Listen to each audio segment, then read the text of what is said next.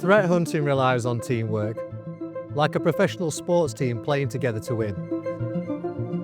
But unlike professional sport, televised to audiences around the globe, we want to play while no one is watching.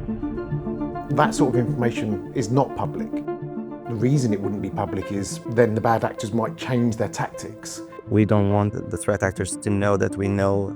I'm Ben Walker, exploring the world of threat hunters. I travelled to the city of Lisbon in Portugal to the Logicalis EMEA SOC to meet the dedicated team working tirelessly to improve organisational security. In the last episode, we delved into threat intelligence and the public reports that get shared by global bodies to help teams like the threat hunters act faster. In this episode, we'll dive into secret threat intelligence, the kind we don't want the bad guys to know.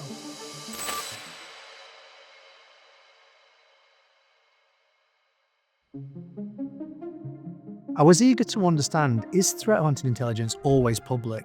And if not, why do we keep it secret? We work with obviously multiple customers and they might bring their own intel and their own user cases of what they want us to hunt for or detect. That could be private intel, what could be like HR and they want to see what's going on with an individual. It might be a threat what's being released under the critical infrastructure.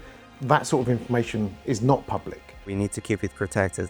We need to know what are their tactics and techniques. We need to know what they are doing so that we can successfully protect our infrastructure. And the reason it wouldn't be public is because then the bad actors might change their tactics and then that increases the threat. We had an healthcare company. They got the information from agencies and we shared that information between ourselves. What did that intelligence look like?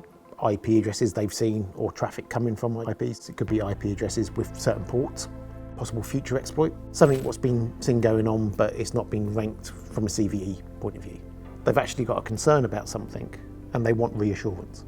In terms of where it comes from, within that organisation they'll have their own teams to share with you to then go and investigate further? Yeah, so it can be internal teams, it can be internal government departments where they have intel, they have early warning systems on critical infrastructure, but it could be as simple as the customers had a pen test and the result of that pen test has highlighted some stuff. What role do you play in the coordination of taking this threat intelligence and actioning it?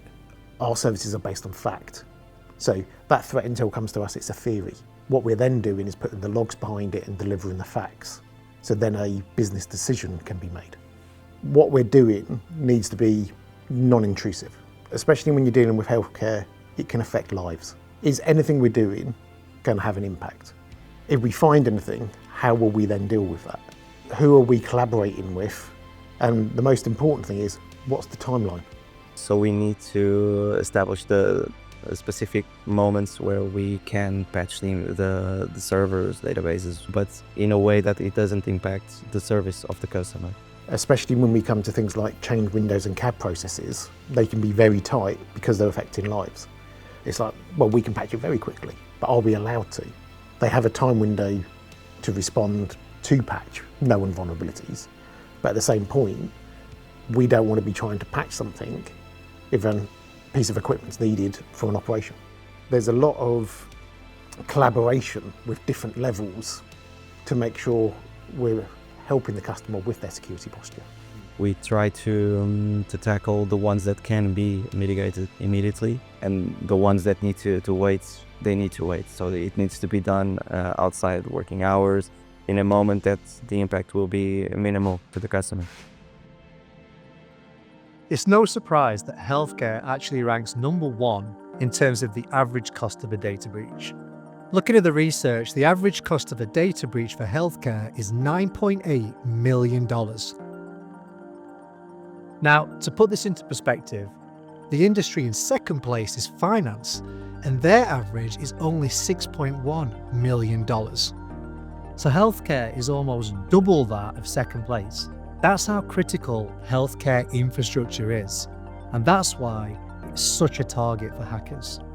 Now, you look at something like healthcare, there's medical records, there's data there, and that holds a high value. There's a good incentive there to try and get a payout. If they can get hold of the data and then encrypt it, they can hold you to ransom. Well, I would say ransomware has been evolving in such a way that you are seeing new types of ways of getting initial access to systems. So that's one of the things that you can see on statistics that is growing a lot. So the attackers choose the biggest clients or the biggest companies that have most value on their assets and most capabilities of paying for the ransom. How important is the human element in all of this?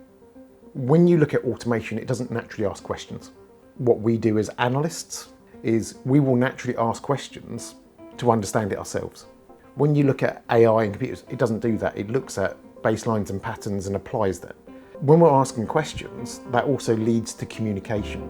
So it doesn't matter if it's an internal team, an external team, between internal and external, communication is a key. Customer interaction. Without the humans, you wouldn't be able to have those conversations with customers. We're not relying on pure machines or technology.